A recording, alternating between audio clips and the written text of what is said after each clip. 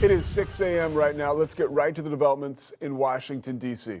Congress has reaffirmed President-elect Joe Biden's presidential victory. But the biggest news might be for the first time, President Trump has pledged he will leave office on January 20th. This morning, Joe Biden is officially the 46th president of the United States. Congress certified his victory shortly after 2:30 a.m. Then, moments later, President Trump releasing a statement, you see it on your screen, acknowledging his term in office is ending. The president stated there will be an orderly transition on January 20th. The storm system that moved. And just into our newsroom this morning, CBS is reporting some of President Trump's own cabinet members have been whispering about getting him out of office before his term ends. One political analyst says the president could delay the process and virtually run out the clock past January 20th.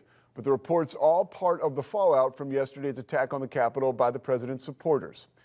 Natalie Brand sorts it all out from D.C. Joseph Hill. 4 people are dead after the Capitol was stormed, and it turns out a Waco area business owner happened to be feet away from a woman who was shot and killed. He says she was shot on the 2nd floor of the Capitol as people were forcing their way into the speaker's chambers. We want to warn you now, some of the video and footage you're about to see is graphic. News 10's Rissa Shaw has more. A pool of blood left on the floor. Rissa Shaw reporting there. We move on now to some of our politicians in Texas and how they weighed in. Pete Sessions, who now represents the greater Waco area in the 17th district, says, quote, "I pray that law enforcement continues to use great strength and confidence in restoring law and order across Washington. We must unite together as Americans." Then Ted Cruz, who some feel incited this situation with his protests of the election results, tweeted about it. His tweet stated, "Those storming the Capitol need to stop now. Violence from the left or right is wrong, and those engaged in violence are hurting the cause that they support." 6:11 on the clock in Central Texas. We're giving you a look right now at Washington, D.C. That is the White House. Of course, yesterday at the Capitol building, protesters storming up the steps, making it inside to the chambers.